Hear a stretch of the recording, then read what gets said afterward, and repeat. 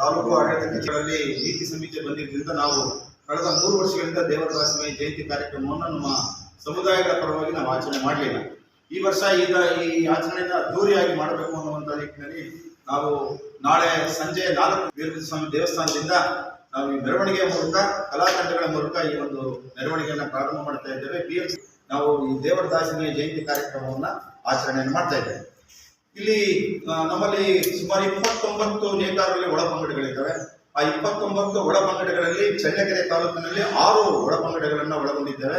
ಅದು ಪದ್ಮಸಾಲೆ, ಪಟ್ಟಸಾಲೆ, ದೇವಾಂಗ, ಸಕಲಸಾಲೆ, ಕುರಿನ್ ಶೆಟ್ರು ಮತ್ತು ತೊಗಟವೀರು. ಇಷ್ಟು ಸಮಾಜದವರು ಈ ಚಳ್ಳಕೆರೆ ತಾಲೂಕಿನಲ್ಲಿ ಸುಮಾರು ನಾವು ಸರಿಸುಮಾರಿಕೆಯನ್ನು ನಾವು ಹೊಂದಿದ್ದೇವೆ. ಇಂತಹ ಒಂದು ದೊಡ್ಡ ಜನಸಂಖ್ಯೆ ಇರ್ತಕ್ಕಂಥ ನೇಕಾರರು ಚಳ್ಳಕೆರೆ ತಾಲೂಕಿನಲ್ಲಿ ಈ ವರ್ಷ ಬಹಳ ಅದ್ದೂರಿಯಾಗಿ ದೇವರದಾಸಿಮಯ್ಯ ಅವರ ಚಿತ್ರದ ಭಾವಚಿತ್ರದೊಂದಿಗೆ ಮೆರವಣಿಗೆ ಮೂಲಕ ನಾವೊಂದು ಆಚರಣೆಯನ್ನು ಮಾಡ್ತಾ ಇದ್ದೇವೆ. ಇದು ಬಹಳ ಸಂತೋಷವಾದ ವಿಚಾರ. ಆಚರಣೆಯನ್ನು ಮಾಡ್ತಕ್ಕಂಥದ್ದು ದೇವರದಾಸಿಮಯ್ಯನವರು 11ನೇ ಶತಮಾನದಲ್ಲಿ ನಮ್ಮ ನೇಕಾರರ ಸಂತ. ಇವರು ಮುದನೂರಿನಲ್ಲಿ ಹುಟ್ಟಿದ್ರು, ನೇಕಾರರಾಗಿ ನಮ್ಮ ಒಂದು ಸಂತ ಆಗಿದ್ದಾರೆ.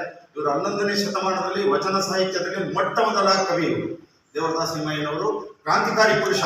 ನೇಕಾರರಾಗಿ ಇವರು ದೇವರದಾಸಿಮಯ್ಯನವರು ದೇವರನ್ನು ಒಲಿಸಿಕೊಂಡು ಬಟ್ಟೆ ನೇಯುವ ಮೂಲಕ ನೇಕಾರರಿಗೆ ಒಂದು ದೇವರ ವಾಣಿ ಏನಿಲ್ಲ, ಸೇವೆ ನೇಕಾರರಿಗೆ ಹಿತವಾಗಿರಲಿ, ಜೊತೆಗೆ ದೇಶದಲ್ಲಿ ನೀನು ಮಾಡಬೇಕು ಅನ್ನುವಂತಹ ವಾಣಿಯೊಂದಿಗೆ ನಮ್ಮ ಸಂತ ದೇವರದಾಸಿಮಯ್ಯನವರು ಇಂತಹ ಒಂದು ಜಯಂತಿ ಕಾರ್ಯಕ್ರಮವನ್ನು ನಾವು ಇಲ್ಲಿ ಆಚರಣೆ ಮಾಡ್ತಾ ಇದ್ದೇವೆ.